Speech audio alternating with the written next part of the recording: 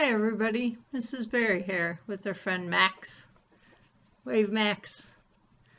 We've been missing you, so we thought we would read one of Mrs. Berry's favorite books to you, Where the Wild Things Are. Would you like to do that, Max? Yeah? Okay.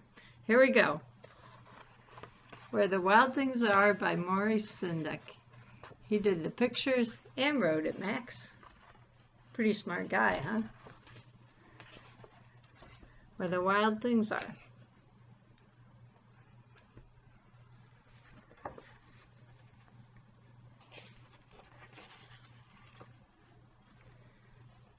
The night Max wore his wolf suit and made mischief of one kind.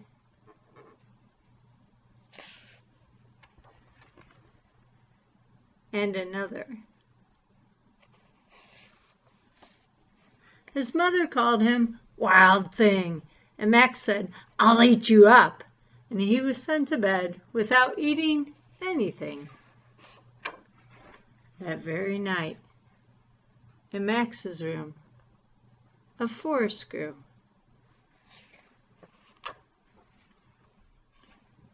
And grew. And grew until the ceiling hung with vines and the walls became the world all around. And an ocean tumbled by with a private boat for Max, and he sailed off through night and day. And in and out of weeks, and almost over a year, to where the wild things are.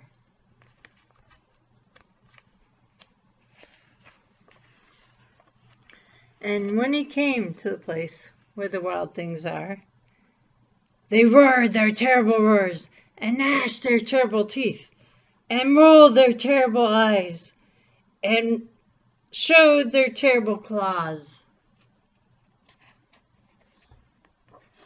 Till Max said, "Be still," and tamed them with the magic trick of staring into all their yellow eyes without blinking once. And they were frightened and called him the most wild thing of all,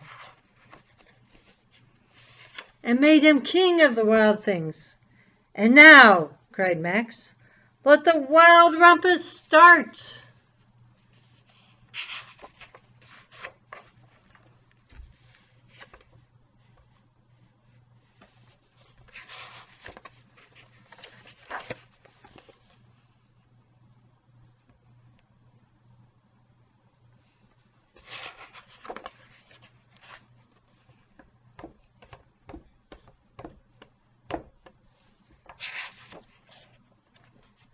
"Now stop," Max said, and sent the wild things off to bed without their supper. And Max, the king of all wild things, was lonely, and wanted to be where someone loved him best of all. Then all around, from far away, across the world, he smelled good things to eat, so he gave up being the king of the wild things.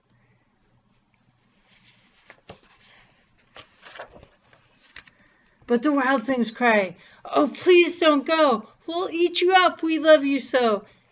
And Max said no. The wild things roared their terrible roars and gnashed their terrible and rolled their terrible eyes and showed their terrible claws. But Max stepped into his private boat and waved goodbye.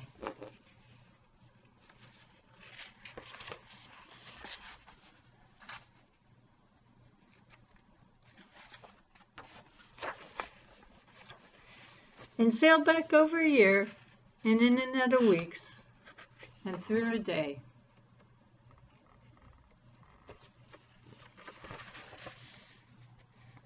And into the night of his very own room, where he found supper waiting for him.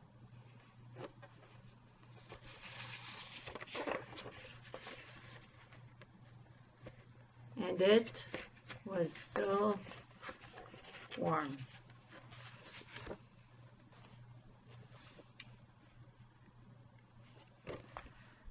So Max, what'd you think of the book? You liked it? Good. Can you tell me, did he really go to where the wild things are?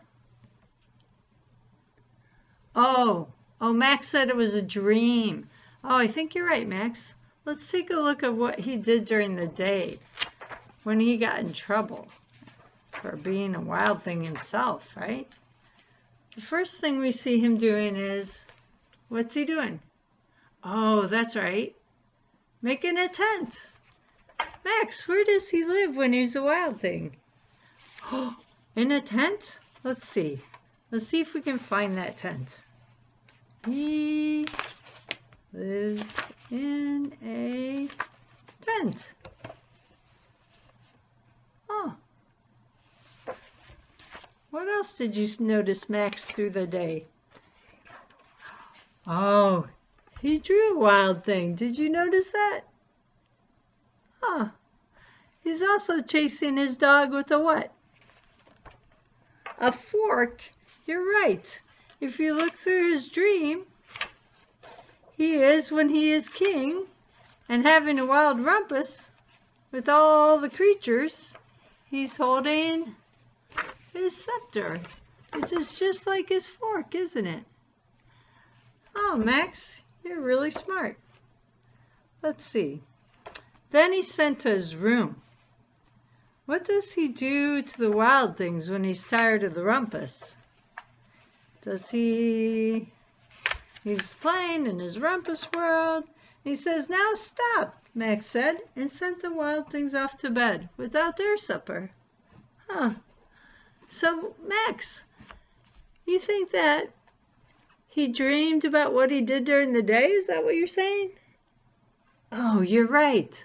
Dreams are really important, and imagination is important, right, Max? So, there's some really great wild things. And if you look closely, they are made up of other animals or creatures. So, look, duck feet, kind of a mane of a lion.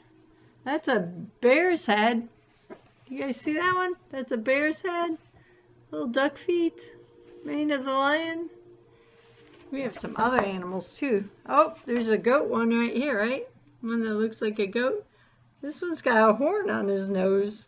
I guess like a narwhal.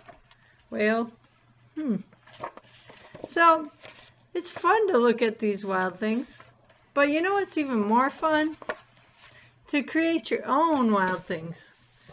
So, what I want you to do, if you have some time in the next week or so, and you have nothing to do, come up with your own wild thing. So Mrs. Berry, Max told her that he wanted a lion's head. I don't know if you can see that. There's a lion's head and kind of a bear claw and some duck feet and a tiger's tail. What do you think, Max? Did we do okay? Yeah? But I think you guys can do even better. So have some fun. Get your markers out, pencils, crayons, and create your own wild thing. If you have time, send that to me. Or send it to your teacher's website or whatever that they are working from, so that I can see them. I've had a good time creating this video. It's my first one, so thank you for being patient. And hopefully I'll be creating some more in the future. Bye. Bye. Say bye, Max.